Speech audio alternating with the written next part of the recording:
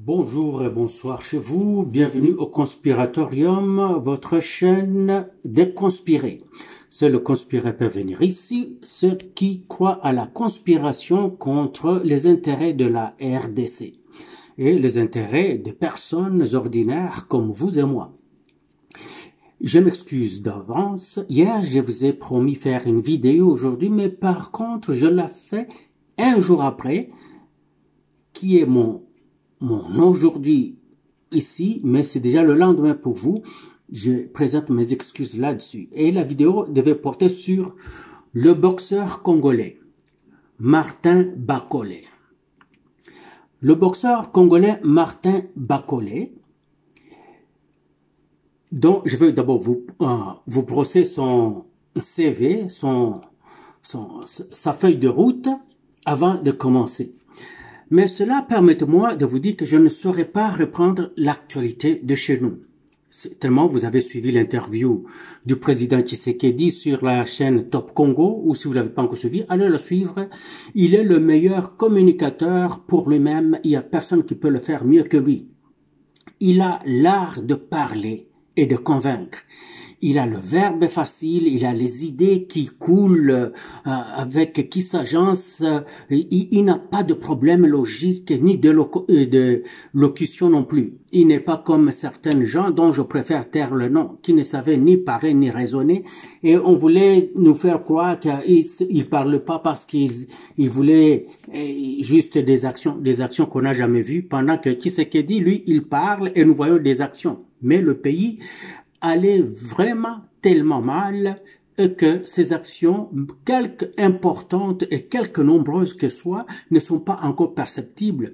Et la conjoncture économique mondiale d'aujourd'hui, qui a été aggravée par la crise du Covid et a fermé toutes les économies du monde pendant 1 an, 2 ans pour certains pays, suivi après ça de la guerre qui secoue la RDC depuis ce temps-là jusqu'à aujourd'hui, et aussi la guerre qui se passe en Ukraine entre l'Occident, les pays occidentaux et leurs alliés et amis contre la Russie.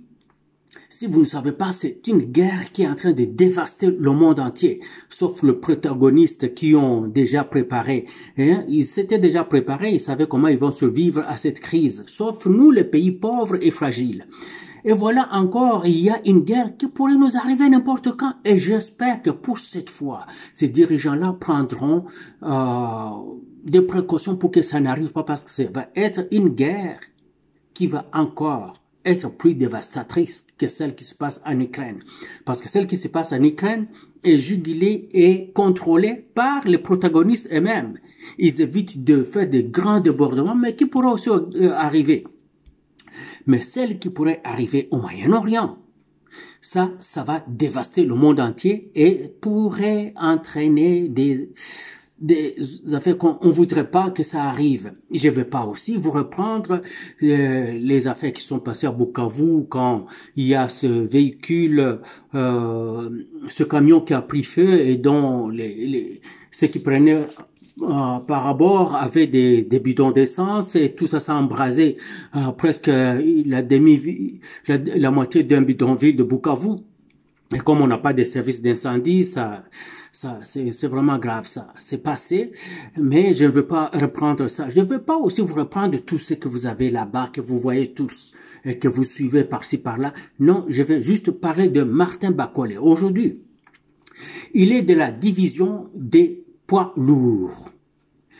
Alors, il est coté 5 étoiles, ça je ne sais pas ce que ça veut dire. En fait, les informations que je vous donne sur Martin Bakolé ne viennent pas de moi, ça vient de BoxRec. BoxRec, c'est comme la Bible des boxeurs, la Bible de la boxe. Donc, toutes les informations qu'on veut sur tous les boxeurs qui ont existé dans l'histoire sont là. Vous y allez, vous écrivez BoxRec, donc B-O-X comme box, vous écrivez Rec comme R-E-C, donc Boxing Records, vous allez trouver tout là-bas. C'est là que j'ai été et j'ai trouvé tout ceci sur Martin Bakolé. Alors, il est coté 5 étoiles. On dit qu'au monde, parmi les poids lourd, il est le sixième. Le sixième de 1470 poids lourds aujourd'hui. Et qu'en Congo, il est le premier parmi les 6. Je ne sais pas qui sont les 5 autres. Alors, il a 22 combats seulement. 22 combats seulement. Et de ces 22 combats, il totalise 85 rounds. Donc 85 reprises. Il a un pourcentage de KO. Écoutez ça. Il a un pourcentage de KO de 76,15. C'est énorme. Donc cet homme-là a des masses, des marteaux dans ses mains. Sa carrière a commencé en 2014 et se continue jusqu'en 2024 où nous sommes. Et il a débuté le 25 mars 2014. C'est à ce moment-là qu'il a débuté sa carrière professionnelle. On ne compte pas la carrière amateur qu'il a fait de combats qu'on ne connaît pas. Ou de combats qu'on connaît mais qu'on retrouve du côté amateur, qu'on ne retrouve pas ici chez les professionnels sur BoxRec. Alors, on dit son ID, donc son identité, c'est le 681602. Donc, si vous voulez, en des termes de chez nous, c'est 681 602. C'est comme ça que je peux le dire. Alors, son nom, c'est Martin Bakole Ilunga. Vous savez que son grand frère est un champion aussi. Il vient de perdre son titre chez les Cruiser. Chez le Cruiser? Oui, je pense que c'est le Cruiser. Oui, c'est chez le Cruiser. Son frère, c'est Ilunga Makabu. Vous le connaissez aussi. Vous l'avez vu se battre chez nous au Congo 2 ou 3 fois. Donc, il vient d'une famille de pugilistes, Batuama Kofi. Il est du sexe masculin, bien entendu, et il a aussi un nom sur lequel on le reconnaît. C'est le même. Donc, si vous voyez Martin Bakole Ilunga ou vous voyez Martin Makabu Bakole, c'est toujours le même. Donc, il porte le nom de Makabu, qui est son nom de famille, comme son frère Ilunga, qui est Ilunga Makabu. Lui aussi, il porte le même nom aussi, qu'on ne reprend pas souvent. On va reprendre Bakole, mais c'est ça.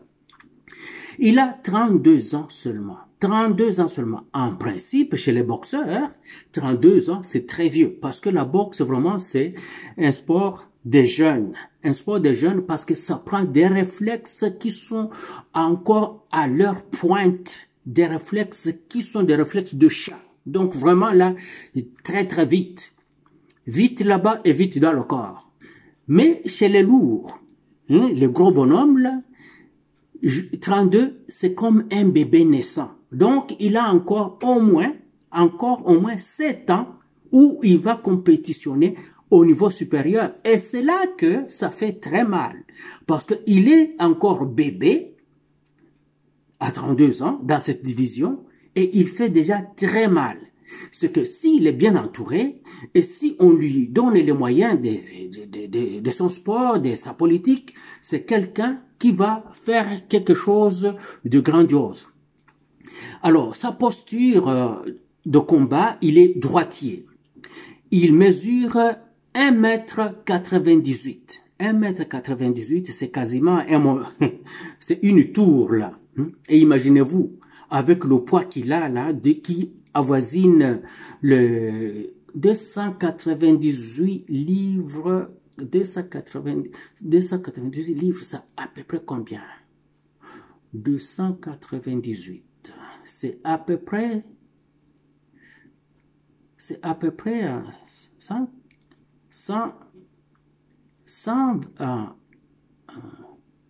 140 kilos, je ne sais pas. Ok, la conversion là, ce n'est pas mon fort. Quand on passe aux mesures impériales, là, ça me perd. Je connais les mesures métriques qu'on ne donne pas ici. Alors, pour le moment, et pour des raisons de carrière, il réside au Royaume-Uni, dans l'État d'Écosse. Il vit en Écosse, dans la ville de Airdrie. C'est là qu'il vit. Et il est né à Kananga, au Kasaï, en République démocratique du Congo. Je me suis fait des notes parce que je vais aller vite, ne pas vous prendre votre temps et je ne voudrais pas perdre les idées ou aller dépasser votre temps. Ce sera vraiment très court. Alors, moi, je voulais parler de son combat contre Anderson. Et on avait écrit Anderson contre Bakole parce qu'on voulait mettre d'abord l'Américain en premier. Il est américain de toutes les façons. Et le combat a eu lieu le 3 août 2024, donc à Los Angeles, le samedi qui vient de passer. À la veille de l'apaiser, le 1er août donc, Anderson s'est montré et s'est affiché et s'est comporté avec mépris, vraiment avec mépris. Il visait d'abord à humilier Bakole ce jour-là. Il était là à danser, à lui mâcher la gomme en pleine face, à le regarder avec mépris. Yo, Africain Kosalanganini, Congolais Kosalanganini, tu viens d'un pays qui est dévasté, tu n'as rien, tu es pauvre, tu n'as rien, il y a personne qui te donne de combat, tu es chanceux d'être là avec moi, je vais te découper en morceaux, tu vas tomber sur le canevas comme un sac plein de sable, je vais te donner des coups et tu vas tomber en morceaux. C'est comme ça qu'il exprimait dans son attitude. Il faut aller voir ça. Ça va vous...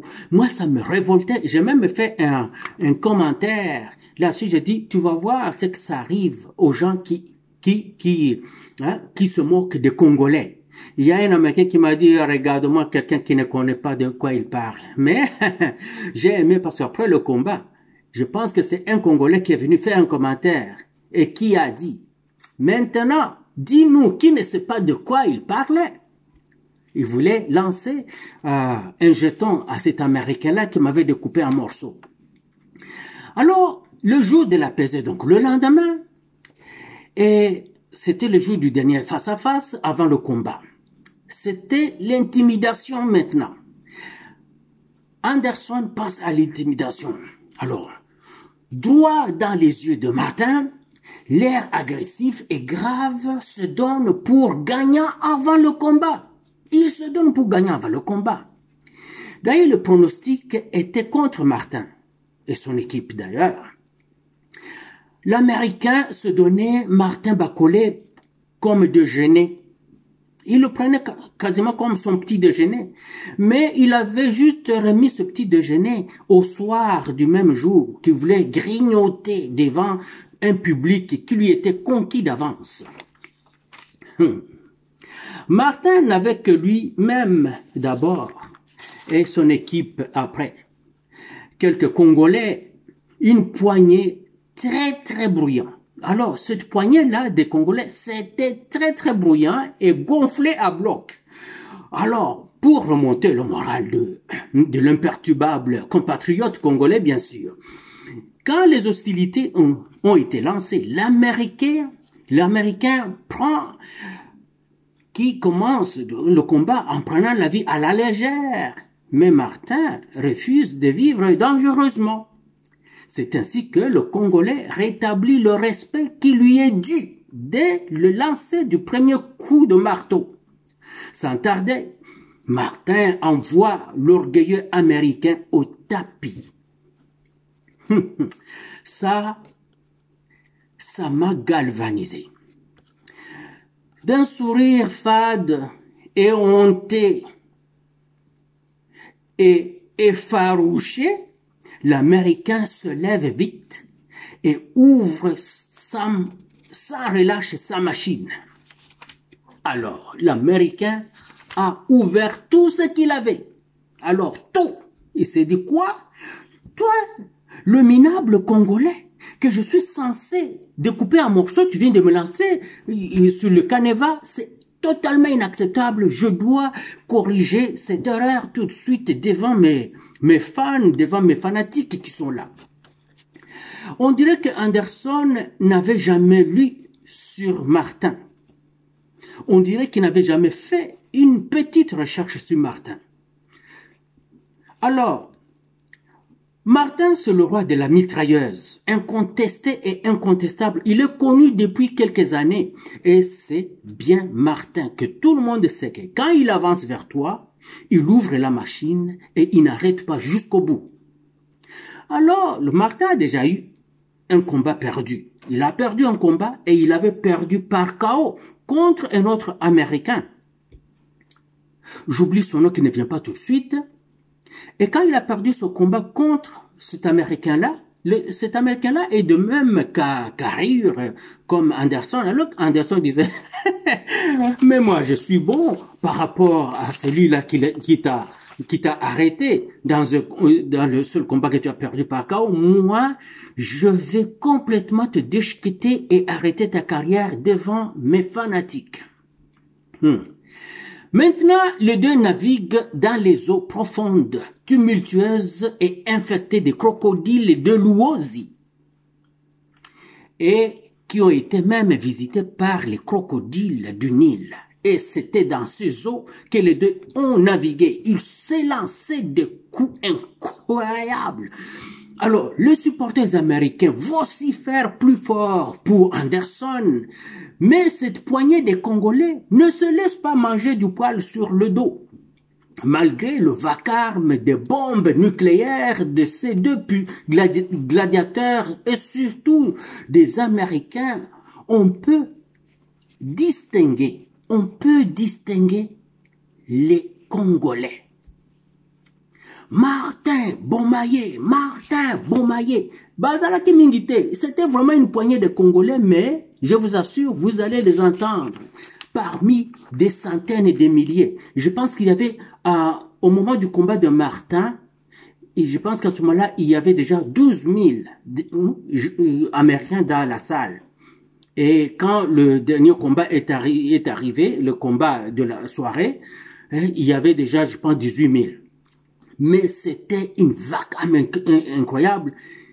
On pouvait distinguer cette poignée de Congolais-là qui criaient. Je pense que le lendemain, ils ne pouvaient même plus parler. La gorge devait être déjà complètement maganée et démolie. Parce qu'ils ont crié incroyable pour Martin. Alors, moi, j'étais chez moi devant mon ordi et j'étais seul d'ailleurs. Tous mes deux garçons ronflaient déjà à point fermé dans leur lit. Et j'étais seul, je gesticulais, je lançais des coups dans le vide et je criais des instructions de stratégie de combat à Martin. J'étais devant mon écran, le petit écran de mon ordinateur. Je lançais des instructions à Martin parce que je ne voulais pas que Martin baisse ses bras, qu'il avance sans avoir des mains hautes. Oh mon Dieu, Martin m'a surpris parce que Martin, c'est quelqu'un qui ne bouge jamais sa tête.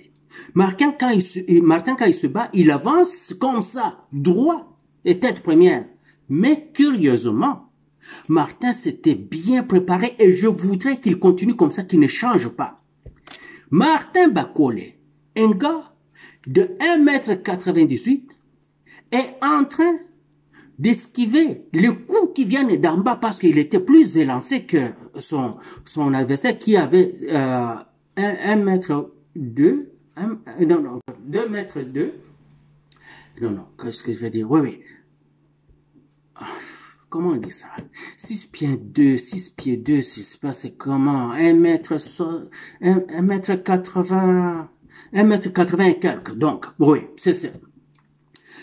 C'était 1,95 m peut-être, je sais pas où, mais il était légèrement plus petit et lui, il lançait de coups vers le haut. Martin les esquivait vers le bas. Vous vous rendez compte? Martin était en train de rouler avec le coup. Donc c'est quasiment comme si Martin, il se pliait en deux, chose que je n'avais jamais vue de Martin. Donc Martin était devenu flexible comme, je sais pas, un tronc de bambou. Il était fort, dur, il cognait fort. Martin était vraiment bien préparé. Et d'ailleurs, j'ai vu dans ses entraînements, Martin qui faisait la corde à sauter. On ne voit pas des gros bonhommes comme lui faire la corde à sauter à cette allure-là, cette envergure. Mais il faut voir la rapidité avec laquelle il le faisait, le genou levé, la vitesse avec laquelle il le faisait. Martin, continue comme ça, mon cher. Continue comme ça. Ne baisse pas la garde. C'était un combat où tu perdais et tu perdais ta carrière et tu viens de ressusciter ta carrière et il a remonté en flèche. Maintenant qu'on le veuille ou pas, Tout le monde a commencé à parler de toi ce jour-là et ne laisse pas ce feu-là s'éteindre. Ne laisse pas, parce que les gens veulent savoir le lendemain, qu'est-ce que tu es devenu. Et voilà, on continue, je continue. Alors, où est-ce que j'en étais? Oui, mon battement cardiaque n'était pas saisissable du tout. Mes émotions sont à leur pic. Je me fâche, parfois je me parle par manque de partenaires fanatiques à côté de moi. Je transpirais, oui, je transpirais malgré le climatiseur chez moi qui était à 18 degrés seulement. 18 degrés Celsius, j'avais baissé le climatiseur complètement. Et chez moi, tout le monde gelait ce soir-là. Mais moi, je transpirais. Parce que mes émotions, c'était incroyable. C'est comme si j'étais dans le ring, c'est moi qui frappais le coup, c'est moi qui les recevais, c'est moi qui les esquivais. Donc, j'étais complètement emporté.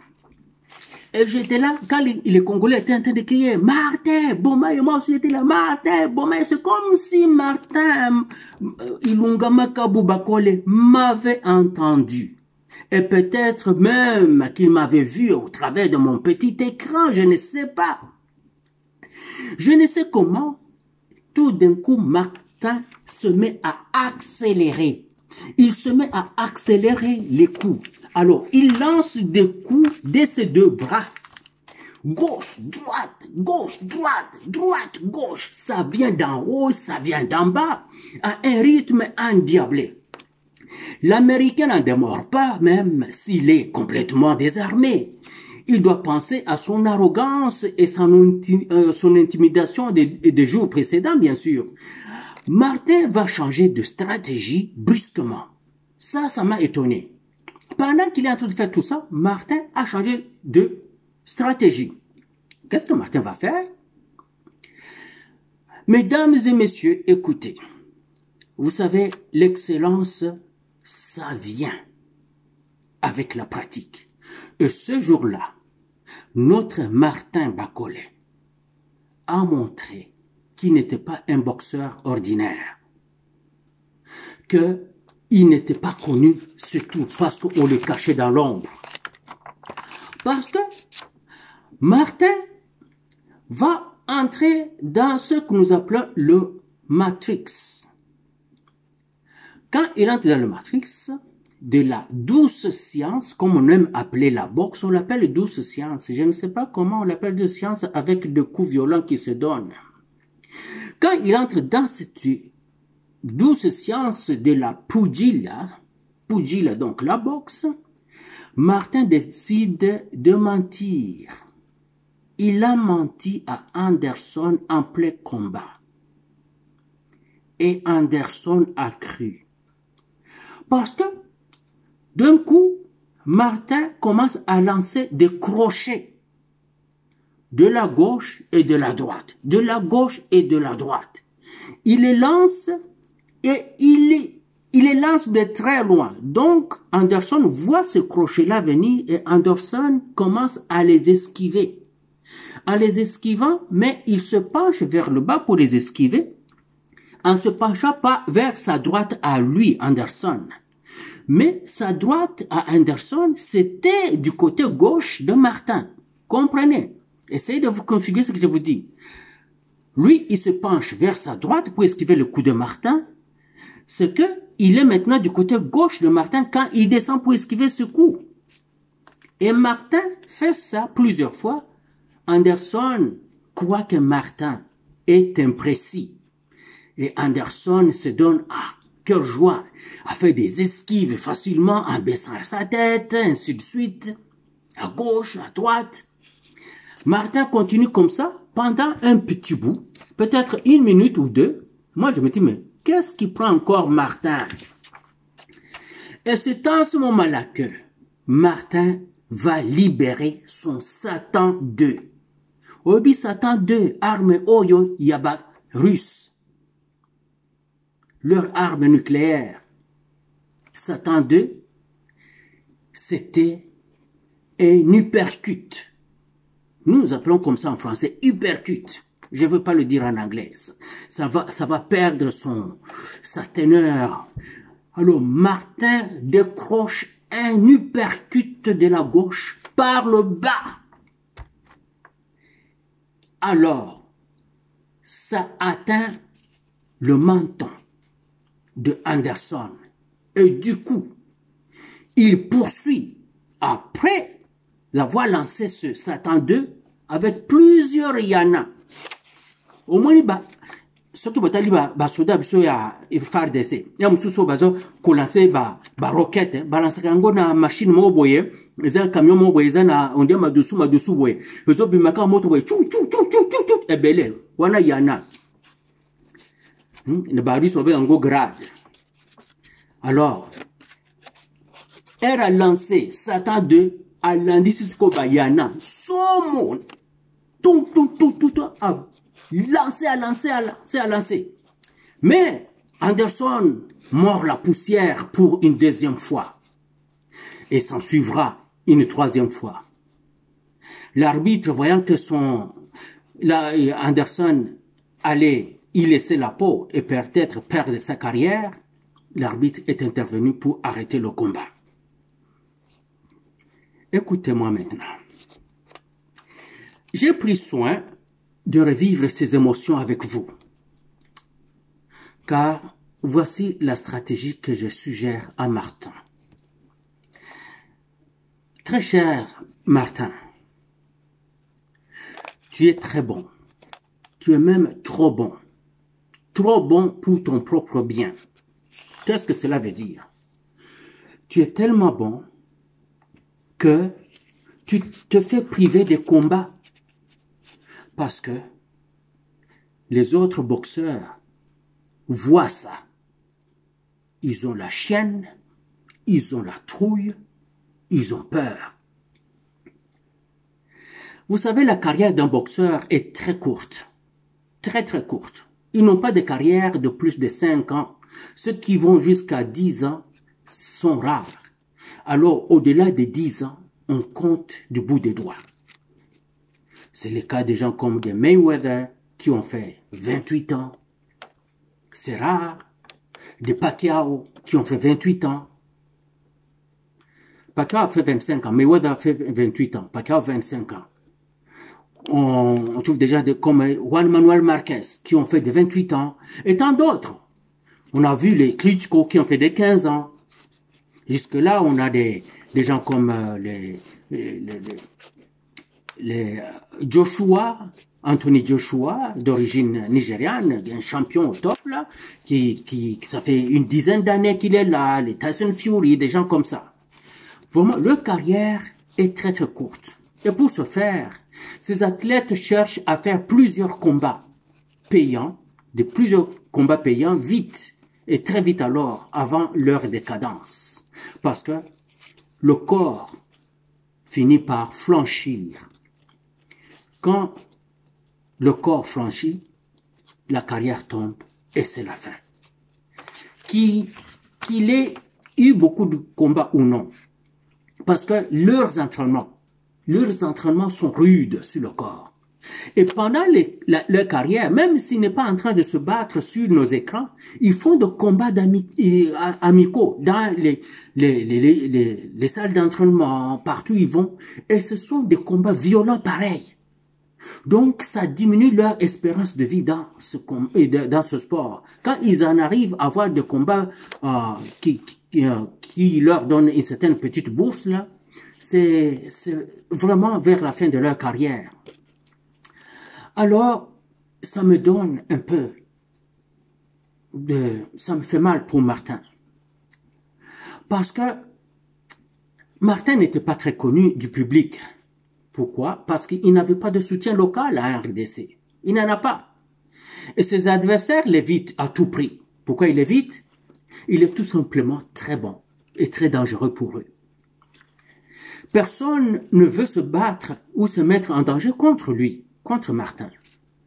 La rumeur qui persiste, et elle est très persistante de ces temps-ci d'ailleurs, fait dire que Martin aurait mis KO pendant des combats de pratique et d'entraînement des champions qui sont au sommet de la chaîne alimentaire. Je vais citer leurs noms parce que leurs noms sont là en public. On parle de Alexander Usyk, qui est le champion toute catégorie, en fait, le champion toute ceinture. Il a les 4 ceintures de poids lourd aujourd'hui. Il a battu des gens comme Tyson Fury. Il a battu Anthony Joshua 2 fois. Il a battu... il a battu, comment il s'appelle comment il s'appelle celui qui est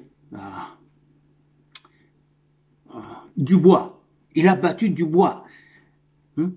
Il a battu Chisora. Il a battu beaucoup de grands champions. Cet Ukrainien-là. Il est farouche. Il est tellement bon. Il est excellent. C'est lui vraiment la crème de la crème. Mais dans les entraînements, dans le combat de pratique, Martin Bakol l'a knocké. Il a knocké out. Il a mis hors de combat. Il a knocké out Dubois aussi. C'est que chaque fois qu'un Martin frappe un coup à quelqu'un, soit il le met knock-out ou il le met tellement, il le met dans un état végétatif qu'on arrête les entraînements. Et il a toujours été chassé dans les cas d'entraînement à cause de ça. Parce que si il y va avec complaisance, lui il risque de se faire donner des coups et ça peut arrêter sa carrière. C'est qu'il y va comme l'autre y va. Et quand lui il fait comme l'autre, il knock les autres out. Il les met hors de combat. Et on le chasse même pour faire des combats d'entraînement. On ne veut pas de lui à cause de ça. Mais parfois, ils ont besoin de quelqu'un qui va leur opposer une résistance et les mettre en difficulté un peu, afin qu'ils ne puissent pas flancher quand ils sont en difficulté dans un combat réel de championnat. Et quand ils prennent Martin, ils sont maintenant dans l'eau chaude et se retrouvent mal pris. Anderson, lui, il ne croyait pas en la rumeur. C'est sûr qu'il avait entendu cette rumeur-là. Il ne croyait pas. Il disait, lui, là, il s'est fait knocker out par mon confrère américain de la même carrure physique que moi. Et moi, d'ailleurs, j'ai beaucoup plus d'habileté de combat et physique. Et je suis beaucoup plus jeune, plus vigoureux, plus fougueux que l'autre. Donc, ce Martin-là, je vais le mettre je vais l'aplatir devant tout le monde. Et c'est pour ça qu'il a accepté ce combat-là, avec joie. Et il a laissé, oui, Anderson a laissé son porte-monnaie dans ce combat-là. Parce que tout d'un coup, l'aura qui est autour de lui, de ce jeune, poids lourd, fougueux, très fort, très intelligent, rapide, puissant, qui est en train de mettre tout le monde knock-out, qui avait un futur qui promettait très bien. Tout d'un coup, Martin a tout rasé en moins de 6 rounds. En moins de 6 rounds. D'ailleurs, en moins de 5 rounds, mettons. Il a arrêté en 5 rounds, donc c'est moins de 5 rounds. Martin a tout rasé. Mais comme il est américain, on va trouver un moyen, les Américains vont trouver un moyen de le relever parce que c'est le seul poids lourd américain qui fait le poids. Martin est maintenant connu. C'est ce qui était important. Vous savez que dans la bourse de ce combat-là entre lui et Anderson, j'apprends que Anderson devait avoir quelque chose comme 600 000 $ qu'on lui donnait. Pendant que Martin avait quelque chose comme combien? 200 000? Peut-être moins. Donc Martin est allé là-bas parce qu'il voulait quand même un combat devant du public. Il voulait être vu lui aussi. C'est pour ça qu'il a pris ce combat-là. Et maintenant Martin est très connu au moment où on se parle.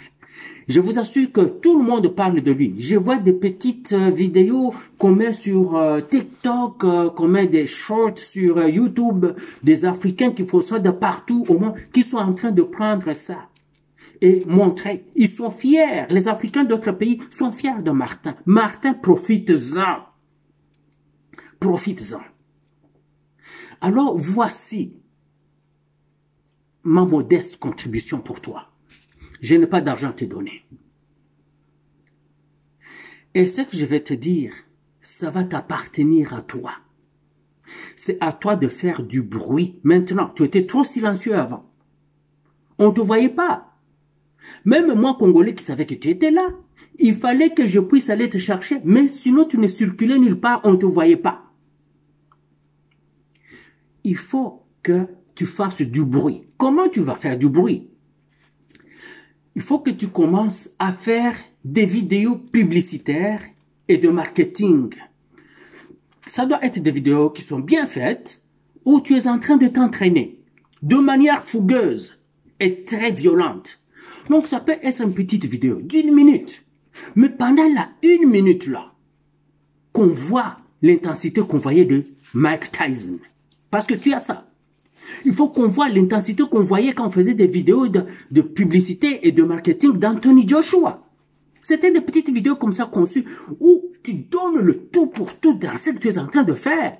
Et ça paraît tellement violent. Ça paraît tellement puissant. Même si c'est juste 30 secondes, même si c'est juste 1 minute. Donc quand quelqu'un voit ça, il a envie de revoir ça et envie de partager ça pour que tout le monde voit ça. C'est ça que tu dois faire. En plus de cela, ces vidéos courtes, violentes, ne doivent avoir rien de lent, ni de relâche dedans. Il ne faut pas qu'on voit, tu fais tu prends ton repos, tu te promènes un peu, tu regardes les gens, tu souris. Non. Tu as un joli sourire, d'ailleurs tu as un visage souriant, tu n'as pas un visage agressif.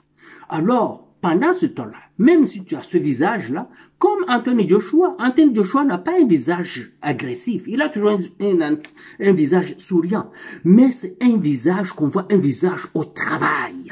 C'est un visage qui est là, qui you mean it. Tu vois, pour être, tu vois, je peux par exemple faire ça pour montrer à quelqu'un que je suis farouche. Je peux aussi être comme ça. Et la personne qui regarde dans mes yeux voit que je suis farouche. Tu vois, c'est comme ça. Toi, tu es du genre visage calme. Alors, ce calme-là doit transmettre une violence incroyable et une confiance sans mesure. Quand la personne regarde et dit « Oh mon Dieu, lui c'est un tueur ». C'est ça qu'on veut dans la boxe. On veut des tueurs. C'est ça, on ne veut pas des chrétiens. Oh, Dieu sait tout. Non! Dieu sait. Il a toujours su. Donc, il n'a pas besoin que tu le dises. Dieu a toujours su, a toujours vu, a toujours fait. Il n'a pas besoin que tu le dises. Toi, fais tes affaires, c'est tout. Tu dois poser des actes tape à l'œil. Des actes tape à l'œil, c'est par exemple lesquels? Des petits services communautaires. Donc, quand tu vois quelque chose de public qui s'organise quelque part, demande d'y participer, même si c'est 1 minute, mais quelque part, on a vu le champion Bakole, avec peut-être un t-shirt que tu portes là des WBC, je ne sais pas, des IBF, je ne sais quoi, 2, 3 personnes qui s'habillent comme toi et qui sont en train de faire la même chose que toi, même si tu ne vas pas passer des heures et des heures à faire ça, le temps que tu viens aider ces gens-là à le faire, c'est capté par vidéo. On doit voir ça. C'est ainsi qu'on a vu certains boxeurs le faire. Alors, tout acte de valorisation, pour toi, tu dois le faire. Ne reste pas Nandako, hein, j'ai un promoteur pour ça. Aujourd'hui, les promoteurs ne font plus ça parce qu'ils savent que Internet est là, YouTube est là, Facebook est là, TikTok est là, je ne sais pas, Instagram, tout ça trouve là. Les promoteurs ne le font plus. Et s'ils le font, ils le font à compte-gouttes. Yo sala yango yomoko. Et ne dis pas, oh, chez moi, on ne m'aide pas. Non, on ne va pas t'aider. C'est un sport individuel parce que là, où yo gagne, peut c'est un gombokate. Et ça, il y a yomoko. Alors, il ne faut pas tout le temps, quoi. Regarde tous les autres boxeurs. Ce n'est pas leur pays qui leur donne l'argent. C'est eux-mêmes. C'est eux-mêmes qui le font. Na ero gagner l'art na yo, ezate ke bato oh moni okume gagner l'art belé on pesa mbongo te. Non, tu donneras comme tu veux. Tu feras ce que tu veux. C'est ton argent, c'est toi qui reçois le coup, c'est toi dont le corps est fragilisé, peut-être la santé y passe. Donc c'est toi. Mais nous, notre fierté c'est de voir ce drapeau-là, notre tricolore congolais. Le bleu, jaune, rouge. C'est ça. C'est ça que nous voulons voir. Et aussi longtemps que tu portes ça, quelque part, notre drapeau, même s'il est vu ailleurs pour d'autres causes, on te verra. On verra. Dès qu'on voit ce drapeau-là, tout le monde va le reconnaître sur toi. Alors, tu dois aussi être bien filmé. Non, un professionnel. Ce que peut c'est $5 000, tu n'as pas perdu, Martin. Joue au qui perd gagne. Au PC moto $5 000. Quelqu'un qui ne fait que ça, à cause de la caméraman professionnel, il y a RTNC. Au PC, parce qu'il ne peut pas utiliser les caméras de la RTNC, au loué, au PC, la caméra. Asalango, à cause de la vidéo, moko kitoko avec un montage époustouflant. Asali ango, ça relâche $5 000. Et il va te faire ça. Pendant que ceux qui au PC ango, il y a Europe, Angleterre, il a été demandé peut-être $50 000. Mais $5 000 au PC ango, na Congolais, et les Congolais sont bons dans ce qu'ils font. Profite des atouts de tes frères. Dans l'entretemps, tu donnes à manger et à boire à un Congolais comme toi. Kobangate, qui perd gagne. C'est ça ton jeu actuel. Tu cherches à être là. Parce que avec tout ça, c'est vraiment tes enchères qui montent. Regarde déjà, enchères monter belé à partir du combat Oyo. Le comportement Oyo, là, pendant les PZ, les face à face, pendant que mon gars, il faisait des bêtises, il cherchait à t'humilier, il était arrogant, il montrait qu'il est farouche contre toi, et tu étais impassible, tu étais calme, tu étais respectueux, pendant que tu es gigantesque, tu es une colosse de gars. Alors, regardons, on dit, waouh! Quelle prestance! Tu avais une prestance de champion. Pendant que lui, il faisait la guignole. Toi, tu faisais le champion. C'est ça que tu dois avoir. Toujours bien coiffé, bien rasé. C'est ça. Il faut pas y en avoir moko boyan désordre. Non! Ozana look ya champion. Look ya champion. Look ya champion. Il faut pas avoir les pantalons là qui baissent, on voit le sous-vêtement. Non, non, ce n'est pas ça. Ozana a 32 ans. Ne suis pas ça. Donc, chaque personne qui te regarde voit que tu es spécial. Tu es Martin Bakole Ilunga Makabu. Tu es le champion du monde qui est évité par tous. C'est ça qu'on doit voir. Et alors, tout le monde va t'aider. Tout le monde va t'aimer. Alors, quand les enchères montent, car il aura augmenté sa valeur marchande aussi, parce que tu as monté, hein, tu as monté ta valeur marchande incroyablement. Je ne peux pas tout mettre ici. Moi, je ne peux pas tout te dire, mais ton équipe sait tout ce qu'il faut dire, tout ce qu'il faut faire. Ton équipe le sait. Et ils doivent le dire ou le faire. S'ils ne le font pas, fais-le toi-même. N'attends pas. N'attends pas. Parce que je peux te donner l'exemple. Il n'est pas nécessaire que tu sois américain. Il n'est pas nécessaire que tu saches parler anglais. Même si c'est un atout, et déjà, curieusement, il n'y a pas longtemps, tu ne savais pas parler anglais, mais n'engo comment le anglais, mais kitoko motonangai, parce que c'est là qu'il y a le grand marché. Ce n'est pas parce que l'anglais est une meilleure langue, non, c'est la langue des affaires. Et la boxe, c'est vraiment des affaires aujourd'hui. Tu parles maintenant cette langue-là et tu la parles bien. Et en plus, aux anamwa, accent yakuna, hein, y a Angleterre, oh, bango balingaka. Les Américains aiment cet accent-là. Donc, zalana accent wana sokozolo ba accent yaba anglais, yaba américain te kolukangote. Les Américains adorent cet accent-là. Alors, continue l'accent wana. Parce que je peux te dire, moi, je peux me poser la question, comment on nous a vendu Gennady Golovkin, qu'on appelle Triple G? Comment on nous l'a vendu? On l'a vendu aux Américains, non? Les Américains, les Occidentaux l'ont acheté comme des petits pinchos. Et comment on nous a vendu Pac-Man, Manny Pacquiao, les Philippins, qui ne sait pas parler anglais, ni français, ni autre langue, ce n'est que sa langue philippine. Triple G ne savait parler que sa langue russe, avec quelques mots d'anglais seulement. Mais comment on nous a aussi vendu Klitschko, Vitali Klitschko, comment on nous a vendu Vladimir Klitschko? Ces gens-là qui viennent de l'autre côté, qui ne savent pas parler les langues d'ici, qui ne sont pas de ces cultures. Et comment on nous a vendu des gens comme l'Africain, le Ghanéen, Azuma Nelson? Oui, mais Azuma Nelson, histoire naïe. Talaka kendeke kotala ba histoire ya baninga o ba ikilboso. Comment ils ont fait, comment ils se sont comportés. Tala bango. Azuma Nelson, quand on a été le chercher pour qu'il se batte contre le champion mexicain, on voulait un gars qui était brut, qui n'est pas complètement sophistiqué, qui va opposer une petite résistance, mais que le Mexicain va manger comme un petit pain chaud devant des gens. Il va le knocker out. Et on va dire, waouh, le Mexicain. Parce qu'on lui préparait un grand combat. On a amené Azuma Nelson à 3 jours du combat.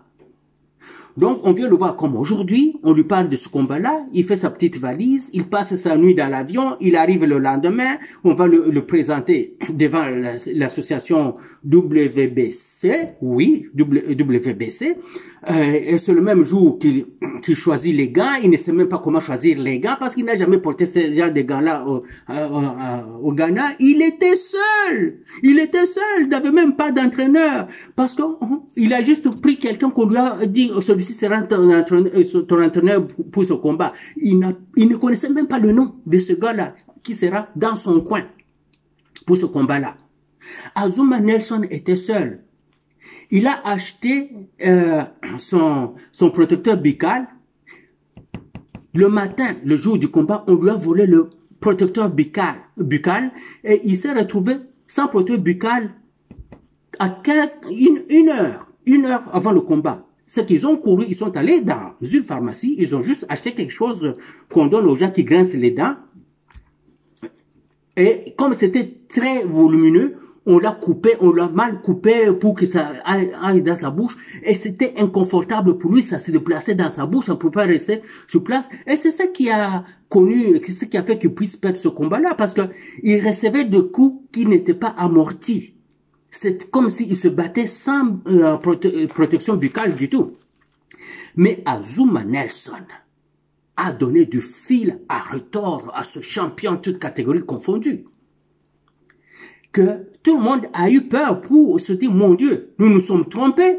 De la même manière que Anderson s'est trompé sur toi. Et de la même manière qu'on se disait ce jour-là, nous nous sommes trompés. On a dit, Don King, qu'est-ce que tu nous as fait? Donc il a dit, moi aussi je ne savais pas que ça serait comme ça. C'est parce que Azuma Nelson était affamé. Il s'est dit, c'est maintenant ou jamais. Je ne m'attendais jamais à cette opportunité. Ça vient d'arriver. Je donne le tout pour tout. C'est soit je gagne ce soir, ou c'est mon cadavre qu'on va amener. Il n'a pas gagné, et on n'a pas amené son cadavre ce jour-là. Mais il est sorti ragaillardi. Et après ça, Azuma Nelson a fait sa propre publicité. Par son comportement, il était humble, mais il était farouche au travail. Et tout le monde voulait voir son combat. Parce qu'il était tout petit par rapport à cet adversaire. Toujours en deçà du poids, toujours petit et chétif, mais il avait du cœur. Il avait la hargne, il avait cette volonté de vaincre. Et Azuma Nelson a fait une carrière sans pareil. Il est le meilleur boxeur de tous les temps d'Afrique. Et il est parmi les meilleurs de tous les temps de sa catégorie au niveau mondial. Et il est déjà intronisé au temple de renommée de la boxe. Voilà ce que je voulais dire pour toi, très cher. Alors, champion, Martin Bakole Ilunga Makabu, la balle est dans ton camp. Dans ton camp à toi. Et c'est toi qui gères ta carrière. Les promoteurs aujourd'hui ne font pas le travail. Tu le fais tout seul. Fais-le. Je ne t'apprends rien. Ça fait un bout que tu fais ça. C'est ton gagne-pain. Mais tu ne gagnes pas ton pain parce que tout le monde t'évite. Mais il y a une façon de forcer la main à tout le monde. C'est à faire ce que tu dois faire. Vends-toi toi-même. Les réseaux sociaux sont là. Tout le monde verra ça et les gens vont commencer à réclamer. Ils vont commencer à dire, Joshua, quand est-ce que tu te bats contre Martin? Ils vont dire, hey, Tyson Fury, Martin Bakole est là. On ne va pas te croire aussi si tu n'as pas encore battu Bakole. On ne va pas te croire, toi, Dubois, si tu n'as pas battu Bakole. On ne va pas te croire, toi, je ne sais pas qui, si tu n'as pas battu Bakole. C'est Bakole qui va être maintenant le test pour tout le monde.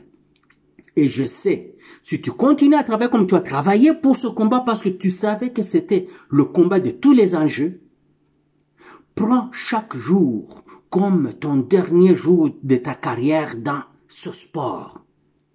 Et très cher Martin Bakole, tu te rappelleras qu'il y a un jour un de tes confrères, un de tes compatriotes congolais qui avait fait cette vidéo juste pour toi. Car tu es l'honneur de tout un peuple. Ce drapeau-là que tu as mis sur toi, que tu portais autour de ta tête, tu as porté 120 millions de Congolais avec toi. Seul, tu n'étais pas payé par le Congo, mais tu as porté le poids des Congolais sur toi. N'en démords pas, ne fais pas autrement. Que ce soit dans tes entraînements, que tu sois partout, toujours RD Congo. Comme tu entends toujours un Mexicain qui dit toujours, Viva Mexico, Mexicano, Mexicano, tout ça. C'est ça. Il parle toujours de son pays Mexique, partout. Son drapeau Mexique. Toi aussi. RD Congo, partout. Le drapeau, que tu puisses l'avoir partout. Partout où tu es. À un moment, le peuple ne va plus jurer que par toi. Le peuple congolais va commencer à jurer par toi. Et tu verras comment on va se disputer ton nom comme un petit pain chaud. Covadis, chaud. Vive la RDC, vive Martin Bakole.